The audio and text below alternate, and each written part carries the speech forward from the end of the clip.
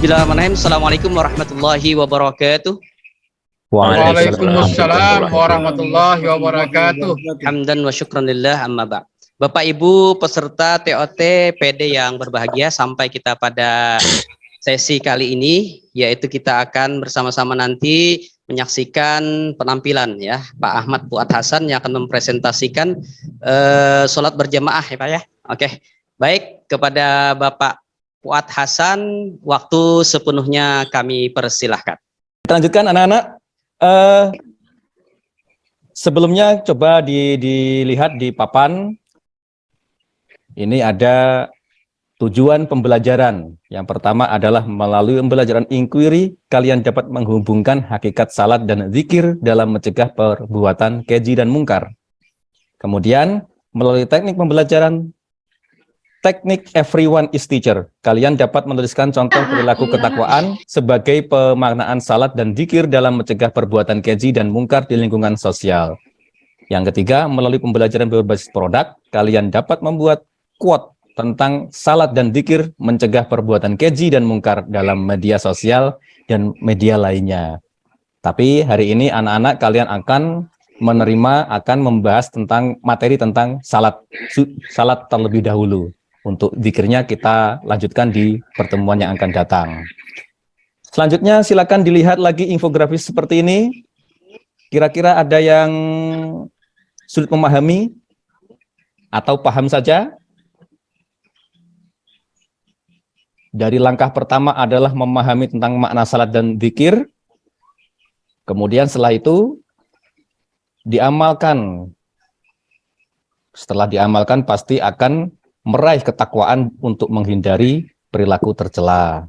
Nah, setelah rutin istiqomah dilaksanakan, maka akan mendapatkan hikmah dari melaksanakan sholat dan zikir. Setelah itu, sudah menjadi intisari dari amal sehari-hari kalian.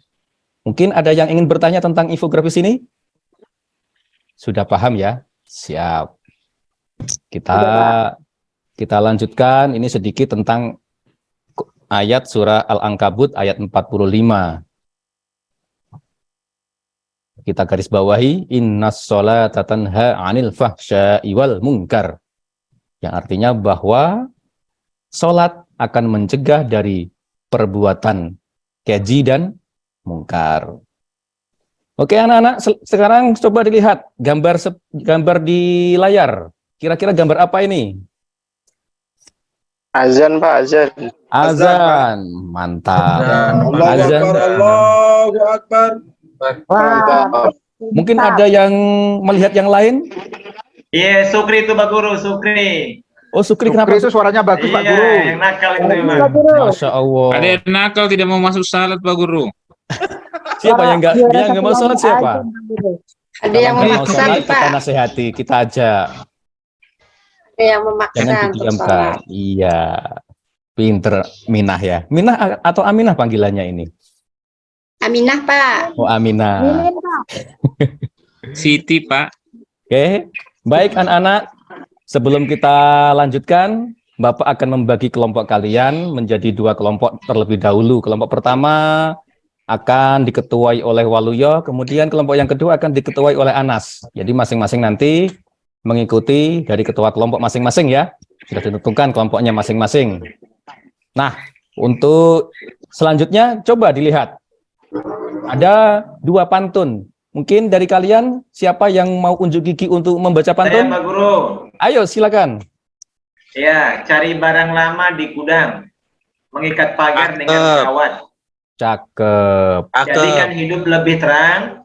Sholat 5 waktu jangan terlewat. Mantap. Ada yang selanjutnya? Ayo siapa yang bacakan lagi? Saya Pak. Ada. Saya Pak. Aminah, ayo. Ke Semeru pergi berkemah. Buat teh jangan pakai gula. Mantap. Banyak-banyak Pahit itu. beribadah. Hindari perbuatan tercela. Cakep. Nah, dari 2 pantun ini kira-kira ada yang bisa, Demetina. mungkin ada yang bisa menarik kesimpulan nggak? Ini Eko Pak Guru, malu-malu dia yang mau Oh iya, coba Eko, ayo. kesimpulan. Ya Pak, dengan sholat hati kita jadi lebih tenang Pak. Mantap. Dengan kita sholat, hati akan menjadi lebih tenang. Kenapa? Karena sholat itu adalah hukumnya wajib. Kalau wajib, maka harus. Kalau harus, kalau Apa nggak itu, dilaksanakan, pasti akan merasa dikejar-kejar. Oke, sekarang silakan konsentrasi dalam kelompoknya masing-masing. Untuk kelompok yang Anas, silakan dibuka bukunya bab 3 di halaman 53 ya. Kemudian untuk kelompok Waluyo, silakan dilihat video berikut ini. Siap, makasih Pak. Ya. Musdar, perhatikan Musdar. Diperhatikan Pak, diperhatikan Pak. Kayak Aminah ini nggak mau kerja ya. Dan ini untuk membaca Al-Quran. Ya, saya mau ikut kelompoknya Waluyo aja, enak nonton Pak. Oke, selesai. Kelompok saya kabur semuanya Pak, nggak ada videonya. Ya, itu masing-masing nanti bisa saling kerjasama untuk membahas di kelompoknya masing-masing. Nah, Oke Pak. dari 2 kelompok tadi masing-masing, yang kelompok pertama silakan mendiskusikan tentang makna sholat, ya. Kelompoknya Anas. Kemudian kelompok Waluyo yang melihat video tadi, coba diskusikan tentang salat mencegah perbuatan keji dan mungkar. Bapak beri waktu 5 menit.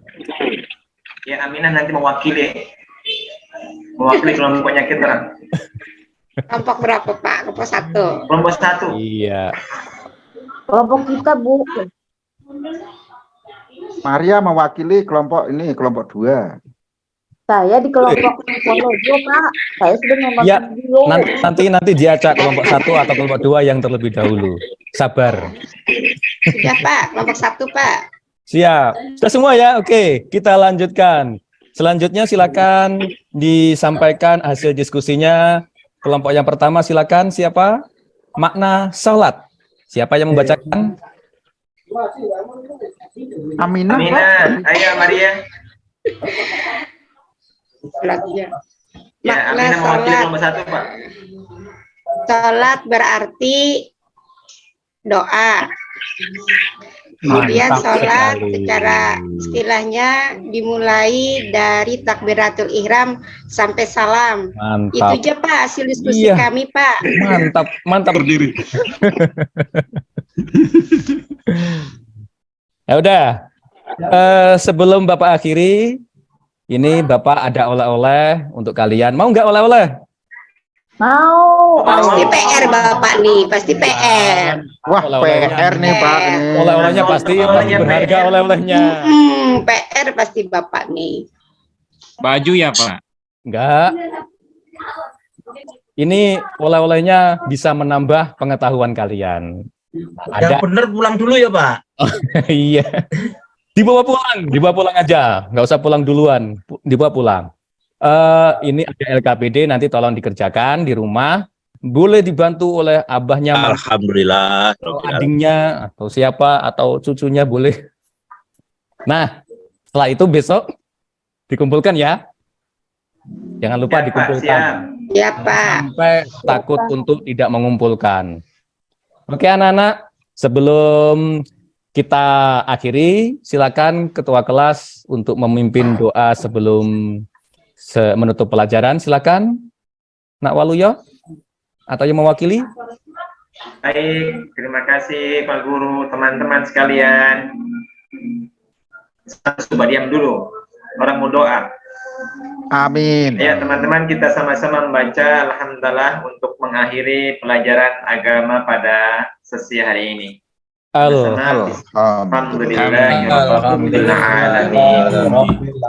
kasih Pak Guru. Allahumma wa bihamdika asyhadu an la ilaha illa anta astaghfiruka wa atubu ilaik. Terima kasih anak-anak. Semangat terus untuk belajar, tetap berpikiran positif. Esok lebih semangat lagi dan lebih hebat lagi. Bapak akhiri. Insya Allah. Ketemu lagi dengan Pak Guru besoknya.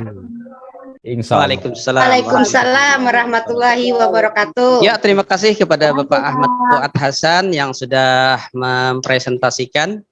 Ya, baik, karena sudah hadir di ruangan kita juga Ibu PP kita, Ibu Sukartini. Kepada Ibu Sukartini silakan untuk memberikan masukannya dulu Ibu dari penampilan Bapak Ahmad Fuad Hasan tadi. Kepada Ibu Sukartini waktu sepenuhnya dipersilakan Bu. Bismillahirrahmanirrahim. Assalamualaikum warahmatullahi wabarakatuh. Waalaikumsalam warahmatullahi wabarakatuh. Terima kasih. Secara keseluruhan memang bagus sudah ya. Jadi suasana kelas sudah menyenangkan, sudah juga ada interaksi dengan murid-murid. Jadi pembelajaran bukan jadi senternya pada guru, tapi sudah melibatkan aktivitas pembelajaran itu dengan siswa-siswa. Dan ini harusnya mungkin lebih banyak lagi.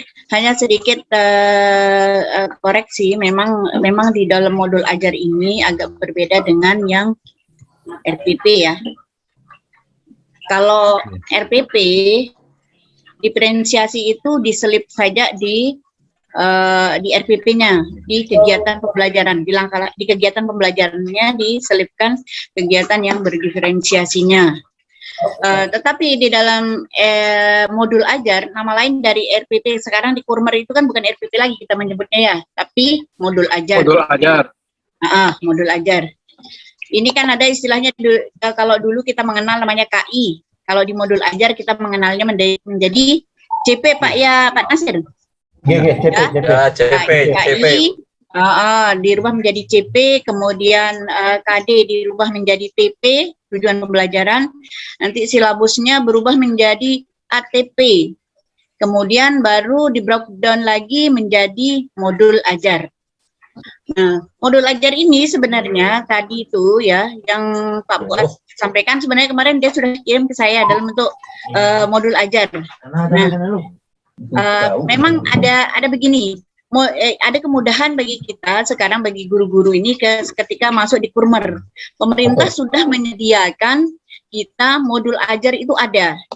Tinggal kita kembangkan, tapi bukan saklek ya dari pemerintah itu. Hanya saja kita sudah punya acuan, tinggal kita guru itu mengembangkan saja. Disesuaikan dengan karakteristik murid kita. Disesuaikan juga dengan karakteristik lingkungan kita. Nah, inilah yang dinamakan diferensiasi. Jadi nanti ada diferensiasi itu sebenarnya kalau sudah di modul ajar itu ada 4. Ada diferensiasi konten, kemudian diferensiasi proses, ada diferensiasi produk, ada lagi tambahannya 1, diferensiasi lingkungan. Nah, ini 4 ini menjadi acuan kita untuk melihat kepada 3 hal yang nanti kita bisa lihat dari diferensiasi yang tadi. Ya, kita bisa melihat kepada kesiapan belajar murid. Kemudian yang kedua, dengan diferensiasi yang 4 tadi, kita juga bisa melihat kepada minat peserta didik seperti apa. Kemudian yang ketiga, nanti dengan diferensiasi yang 4 tadi, kita juga bisa melihat seperti apa. Nah, setelah kita melihat yang diferensiasi yang 4 tadi, lalu kita kelompokkan anak-anak itu sesuai dengan kesiapan belajarnya. Nanti yang siapnya mungkin sukanya, nanti mestinya Pak Fuad tadinya awal itu nanya dulu. Yang suka nonton video siapa gitu misalnya ya. Nah, mestinya ditanya begitu dulu. Yang sukanya bikin puisi siapa? Ditanya dulu minatnya. Nah, nanti dari sanalah baru dikelompokkan anak-anak ini sesuai dengan bakat dan minatnya. Inilah yang dimaksud dengan diferensiasi. Jadi kalau di Kurmer ini malah sudah masuk dia di kegiatan pembelajaran tuh diferensiasinya sudah masuk. Berbeda dengan di RPP Kurtilas itu masih kita menyelipkan modelnya. Tapi kalau di modul ajar ini sudah masuk. Ada lagi istilahnya kan kalau tidak salah dia ada asesmen ya. Asesmen di Kurmer ini ada 3. Ada asesmen diagnostik, ada asesmen formatif, ada asesmen sumatif. Nah, ketika kita melakukan asesmen diagnostik atau yang disebut dengan tes awal, itu kita akan gunanya bukan untuk nilai anak-anak, bukan. Gunanya adalah untuk melihat kesiapan belajar anak seperti apa. Sehingga diagnostik ini ada dua, bisa dalam bentuk pengetahuan, bisa juga non pengetahuan. Saya tanya dia tentang keluarganya bagaimana. Jadi kita bisa melihat latar belakang anak ini seperti apa. Dari sanalah kita kemudian mengelompokkan anak sesuai dengan bidang dan minatnya. Nah, itu yang dimaksud dengan diferensiasi kalau di Kurmer ini. Sampai di sini mungkin ada yang perlu kita diskusikan? Silakan Bapak Ibu, waktu kita tinggal beberapa menit lagi ya. Silakan kalau ada yang ingin ditanyakan. Sedikit Ibu. Ya, boleh. Ya, yang masalah diferensiasi ini, apa dalam setiap pembelajaran harus dipakai tiga-tiganya atau salah satunya boleh? Atau empat-empatnya bilang ya. Ya, empat, kan? Ya, maksud saya begitu ya. Di ini memang begini Pak ya. Kita hanya dikasih acuan, tetapi di dalam pengembangan pelaksanaannya diserahkan kepada kita guru. Nanti kita menyesuaikan dengan karakteristik anak didik kita di lingkungan kita itu seperti apa. Kalau ingin menerapkan 3 hal, misalnya ingin menerapkan dari konten sampai proses sampai produk, anak-anak disuruh bikin video misalnya, belum tentu anak-anak di lingkungan kita itu punya handphone semua, ya, atau belum tentu anak-anak itu punya mahir dalam membuat. Jadi tidak masuk. Jadi boleh kita memilih salah satu dari diferensiasi yang sudah artinya dicanangkan itu boleh. Kalau misalnya hanya di kontennya saja, kontennya nanti melihat kepada kesiapan belajar anak. Ada anak yang memang cerdas, pintar. Nah, nanti mungkin dikasih dalam konten materi yang lebih tinggi. Boleh itu, boleh. Nah, anak dikelompokkan dengan mereka yang mungkin sudah paham. Bukan lagi dia membahas tentang misalnya bagaimana itu sholat, tetapi sudah dia kepada yang lebih tinggi, memahami sholat itu lebih tinggi. Kemudian lagi, ini nih konten ya, kemudian ada anak yang dikelompokkan, oh dia baru pahamnya ini, baru bisanya baca Quran misalnya. Nah, itulah yang dinamakan materi yang disebut dengan diferensiasi konten. Kemudian diproses itu tadi itu bisa ada anak yang ditayangkan video, bisa juga mungkin disuruh menggambar, bisa saja dikelompokkan mereka mungkin dalam bentuk apa ya, pokoknya berbeda-beda lah. Itu dikelompokkan. Dan sekarang di Kurmer ini lebih bebas. Boleh mereka tidak meski di kelas. Yang kelompok ini masukkan di perpustakaan, kelompok yang satunya mungkin di halaman depan, mungkin di halaman belakang. Yang penting nanti hasilnya ada. Gitu. Nah, begitu Pak. Ya. Ada lagi? Mengingat Sudah waktu, Bunda, habis? karena mengingat waktu kita juga dan mudah-mudahan bisa menyempurnakan ya dari penampilan dari Pak Ahmad Fuad Hasan tadi dan itu tadi. Terima kasih Bunda telah menambahkan penguatan tentang kurikulum Merdeka ini. Karena mengingat waktu, maka foto bersama dulu. Oh iya, foto bersama. Foto dulu. Sebentar. Itu yang penting itu. Oke, sebentar ya. Sebentar. Siap, ini kan hari-hari akhir ini. Iya, siap Bapak Ibu, senyum. 1, 2, 3. Belum siap. Belum ya. Oke. Senyum dikit dong, senyum dong. Oke. Ada senyumnya ini. Iya, siap. 1 kali lagi ya. 3, 2, 1. Iya, oke. Masih banyak dulu Bapak Ibu. Terima kasih untuk dan luar biasa sekali. Mari kita ucapkan terima kasih kepada Pak. Ini pertemuan kita terakhir Pak. Ya, nanti kita akan lanjutkan kalau ada pertemuan berikutnya. Terima kasih banyak atas partisipasinya. Mudah-mudahan Bapak Ibu bisa lulus semua. Sama-sama Pak. Ilmunya berkah Bapak Ibu, ilmunya berkah. Iya, ilmunya berkah dan bisa mendesiminasikan lagi di tempat tugas Bapak Ibu masing-masing ya. Insyaallah. Saya mohon diri, mohon maaf. Dan mari kita tutup dengan bacaan hamdalah. Alhamdulillahirobbilalamin. Wassalamualaikum warahmatullahi wabarakatuh. Waalaikumsalam. Waalaikumsalam. Penutup